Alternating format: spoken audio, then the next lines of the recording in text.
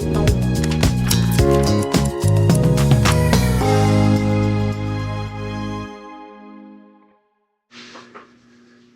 back to Masculine Scrapping. Today we're going to continue working on Central Park in New York. And we have right here the Alice in Wonderland sculpture, which was done by Jose de Kreeft in 1959. This is a different sculpture of Hans Christian Andersen, of course. Here's a picture of our group all hanging on the statue, which is part of why it was designed to get your picture there. You can see a little bit of the Mad Hatter's hat right there. And so we've got the Mad Hatter's Tea Party. It is on a big old mushroom, so here's a mushroom, and then of course here's Alice. This graphic here, not the mushroom, this is separate, but this is a Cricut Access Disney graphic. This cutout, all created in Cricut Design Studio and then cut on my Cricut Maker. Took about 2 hours to put together. There were a lot of little pieces to try and figure out, but certainly love the way that it looks. Kind of interesting for masculine scrapping because this paper does not, or spread does not look very masculine, but it represents the feel of the day. This paper is kind of cool. Comes from my aunt's stash, and I think it's from the 90s. It has a built-in border, which is, I understand why they do that, but I like to add my own. And so what I did was, you can see I sewed this pattern of little, I guess, ribbons, kite strings, bow ties into it. And I'm just now going to take back the strings. Some people cut them out, but I feel like this strengthens it if I leave them in place and then add some tape to it. So I do like to add stitching to the project. So again, this whole side is just this image, but certainly it's a great Disney image, and love Alice in Wonderland. I think my favorite character is probably the Mad Hatter, and I love Johnny Depp's version of him.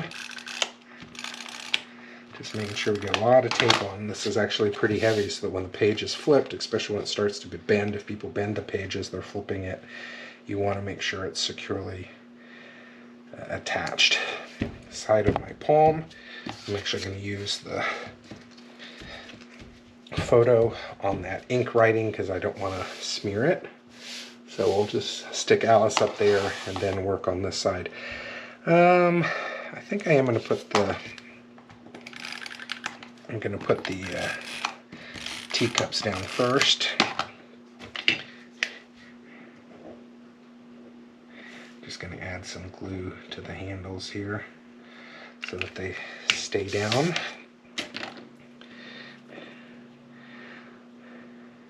I use the outline feature in Cricut Design Studio to create these mats, and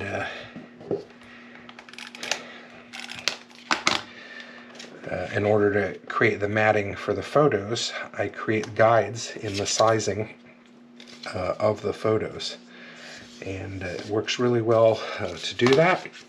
You can leave the guides on there. The guides certainly don't get cut by the machine, but I tend to delete them before I send it to the machine because I think it's just one less thing for the machine to think about as it's trying to do its cutting work. And I have had some times where it has been confused by the guides and then ends up cutting them. The other thing is I like to see what the project looks like without the guide in place.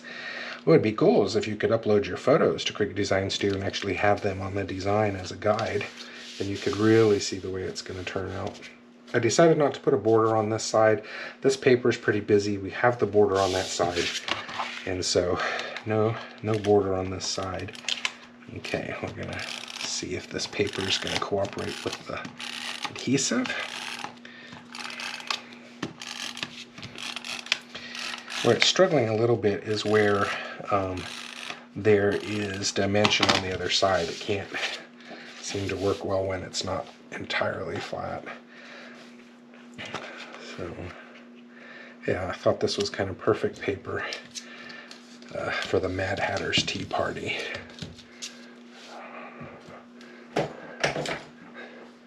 All right, there we go. Alice in Wonderland sculpture in Central Park, created by Jose de Kreeft in 1959. Little picture of our group.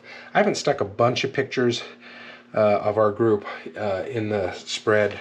There are a few, but they're all from far away, partially just because I want to respect the privacy of the people that were on the trip, but I'm hoping they're going to get to enjoy this scrapbook as well. Hope you've enjoyed this. Love spending time with you. Would love to see your projects. Take care.